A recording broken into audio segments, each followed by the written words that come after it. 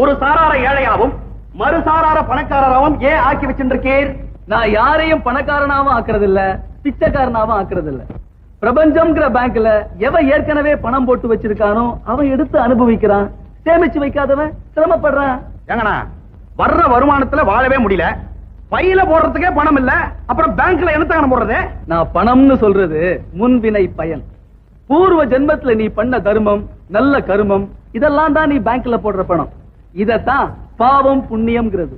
புண்ணியம் நல்ல நோட்டு செல்லும், பாவம் கள்ள நோட்டு செல்லாது. ஏன்? வெளிச்சத்துல கூட வர நிழல் இருட்டுல பிரிஞ்சுடுறது இல்லையா? சம்பு, உன்னுடைய சட்டை அழுக்கா எடுத்துன்னா அந்த சட்டையத்தான் வண்ணா அடிச்சு துவைக்கிறானே ஒழிய உன்னையுமா அடிச்சு துவைக்கிறான். ஆனா உன்னை கேட்டா என்ன சொல்ற? அந்த சட்டை என்னுடையது அப்படின்ற. ஆத்மாவினுடைய சட்டை தான் உடம்பு, உடம்புல படுற அழுக்கு தான் பாவம்.